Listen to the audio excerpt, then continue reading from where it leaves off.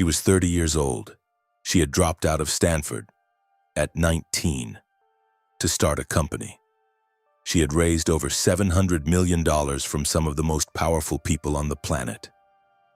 Rupert Murdoch, the Walton family, former Secretary of State George Shultz. Forbes named her the world's youngest self-made female billionaire. Time magazine called her one of the 100 most influential people in the world. Steve Jobs was her idol. She dressed like him. She spoke like him. She even lowered her voice to sound like him. Her name was Elizabeth Holmes, and her company Theranos was going to revolutionize medicine. There was just one problem. None of it was real. Not the technology, not the test results, not the billions, not the vision.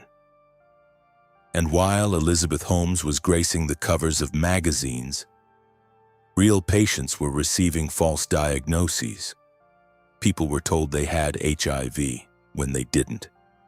Women were told they might have cancer when they were perfectly healthy. This is not just the story of a fraud. This is the story of what happens when ambition has no conscience. To understand what Elizabeth Holmes built, you first have to understand what she promised. The idea was genuinely brilliant. Blood tests save lives. But in 2003, getting a blood test meant going to a lab, having multiple vials of blood drawn with a needle, waiting days for results and paying hundreds of dollars. Holmes, at 19 years old, asked a simple question. What if you could run hundreds of blood tests from a single drop of blood taken from a fingertip in minutes for a fraction of the cost? If that technology existed, it would change everything. Early detection of cancer, instant diagnosis of infections, affordable health care for millions of people who couldn't access it. It was a beautiful idea. Holmes dropped out of Stanford, returned her tuition money to her parents, and founded Theranos, a combination of the words therapy and diagnosis. She had no medical degree, no laboratory experience. She was a 19-year-old with a vision and an almost supernatural ability to make people believe in it. And believe in it, they did. By 2004, she had raised her first $1 million. By 2010, investors had put in over $90 million. By 2014, Theranos was valued at $9 billion. $9 billion for a company that had never published a single peer-reviewed study, that had never allowed independent scientists to verify its technology, that operated in almost total secrecy. But nobody asked questions, because Elizabeth Holmes was magnetic.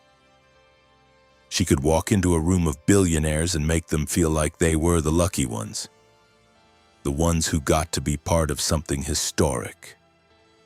And Silicon Valley had a rule, unwritten but universally understood. You fake it until you make it. You sell the vision. The technology will catch up. The problem with Theranos was that the technology never caught up, because it never really existed. Inside Theranos, the reality was very different from the press releases. The device at the center of everything was called the Edison, named, of course, after Thomas Edison. It was supposed to be a revolutionary machine that could run hundreds of tests from a single drop of blood. What it could actually do was run a handful of tests, unreliably, with results that were frequently wrong. For the tests that the Edison couldn't perform, which was most of them, Theranos secretly used conventional blood testing machines made by other companies, the same machines used in every other laboratory in America.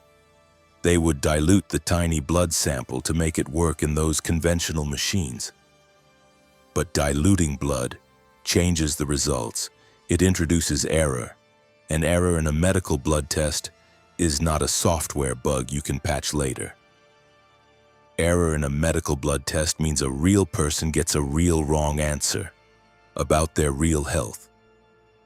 One woman received a false positive for HIV. She was told she might have the virus. She didn't. Another patient received alarming results suggesting cancer. That wasn't there. Patients were being misdiagnosed with everything from diabetes to cancer. Holmes knew. The former laboratory director, Adam Rosendorf, testified that he had directly informed Holmes of the problems with the technology, and that she had brushed aside his concerns. She didn't stop. She didn't slow down. She didn't warn anyone. She went on television. She gave more interviews. She raised more money. In 2013, Theranos launched its blood testing service at Walgreens pharmacies across California and Arizona. Real patients, real tests, real wrong results. Walgreens had been told the technology was validated, accurate, and FDA approved. None of that was true. One of the most stunning aspects of the Theranos story is not the fraud itself, it's who believed it. Holmes didn't fool naive investors or inexperienced startup accelerators. She assembled a board of directors that reads like a who's who of American power. George Shultz, former Secretary of State under Ronald Reagan. James Mattis, former four-star Marine General, later Secretary of Defense. Henry Kissinger, former National Security Advisor and Nobel Peace Prize winner. William Perry, former Secretary of Defense. Rupert Murdoch, the Walton family, founders of Walmart. The family of former Secretary of Education Betsy DeVos. These were not people who could be easily fooled, and yet none of them had medical or scientific backgrounds. None of them asked to see independent verification of the technology. None of them questioned why Theranos had never published peer-reviewed research. They saw a young, passionate, visionary founder. They heard a compelling story. They felt the pull of being part of something historic. And they wrote the checks. Holmes cultivated relationships with these men with extraordinary precision. She understood that in Silicon Valley, and then the right name on your board was worth more than any clinical trial. George Shultz was so convinced that when his own grandson, Tyler Shultz, a Stanford biology graduate who worked inside Theranos, raised alarms about the fraudulent results, his grandfather sided with Elizabeth Holmes. Tyler Shultz eventually became a whistleblower. It cost him his relationship with his grandfather, years of legal threats, and hundreds of thousands of dollars in legal fees. He was 22 years old. The empire began to fall because of one journalist, and one question that nobody inside Theranos was allowed to ask.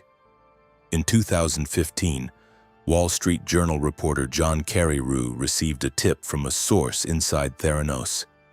He began investigating. He talked to former employees, scientists, laboratory directors. He obtained internal documents. What he found was devastating. On October 15, 2015, the Wall Street Journal published the story. The headline, "Hot Startup Theranos Has Struggled with Its Blood Test Technology." Within hours, the world Holmes had built began to collapse. Holmes appeared on CNBC the same day and called the story factually and legally wrong. She called it a hit piece. She said Theranos had been validated by the best laboratories in the world. She was lying. Again. The Centers for Medicare and Medicaid Services launched an investigation. The FDA investigated. The SEC investigated. The Department of Justice opened a criminal probe. What investigators found inside Theranos was worse than anyone had expected. Out of more than 200 blood tests advertised, the Edison machines could perform only a very small number and could not provide accurate results, even on those. In 2016, Theranos was banned from operating blood testing laboratories in the United States for at least 2 years. Walgreens terminated its partnership. Safeway, which had spent over $300 million building Theranos testing centers into its stores, walked away. Forbes downgraded Holmes's net worth from $4.5 billion to zero. From the world's youngest self-made female billionaire to zero in less than 12 months.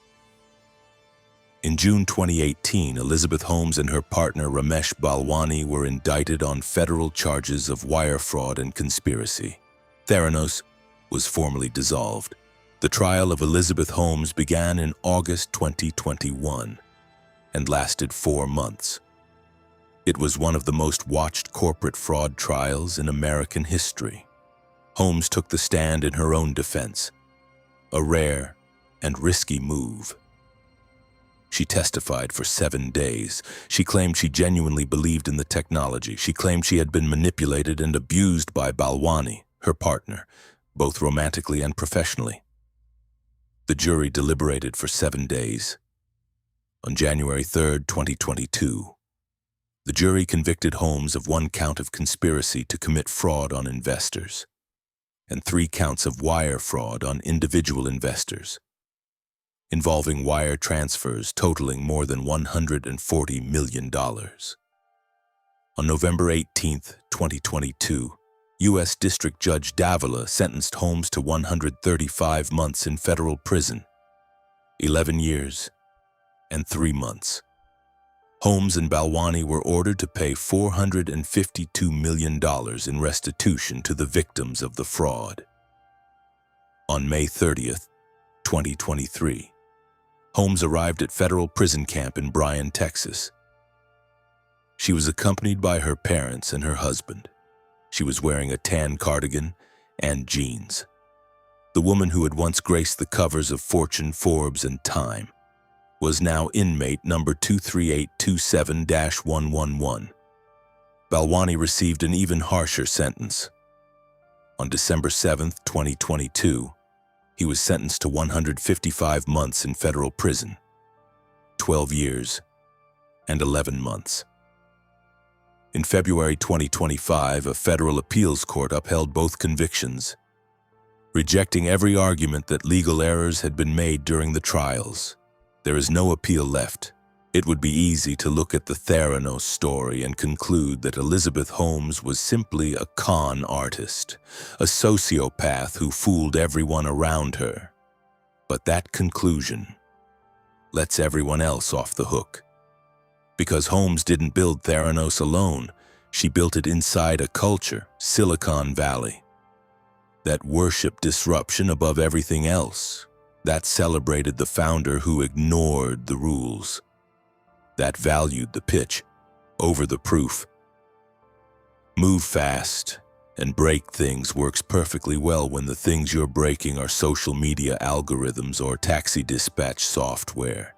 It does not work when the things you're breaking are blood tests, when the things you're breaking are people.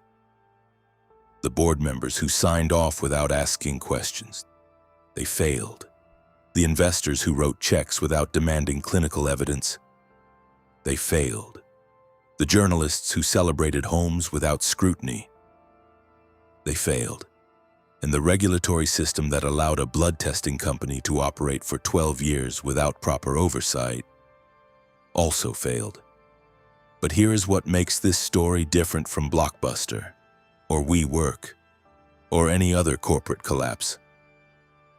The victims of Theranos weren't shareholders who lost money. The victims were patients who trusted a medical test with their health. The woman who was told she had HIV and spent weeks believing it. The patients who made life decisions based on cancer diagnoses that weren't real. We don't know how many people were harmed. We may never know. In her sentencing, Judge Davila said Holmes had made deliberate choices that were not the actions of an innovator. He said she had turned her back on those who trusted her. Elizabeth Holmes built an empire on a lie, and somewhere in a minimum security prison in Texas, she will have 11 years to think about what that lie cost, not to her, but to the patients who never got to choose whether to trust her or not. If this story made you feel something, anger, disbelief, or just a deep unease about how easily we're all capable of believing what we want to believe. Share it with someone who needs to hear it. And next week, we're covering a company that made every right decision, built the greatest product in their industry, and still lost everything. Subscribe so you don't miss it. I'll see you there.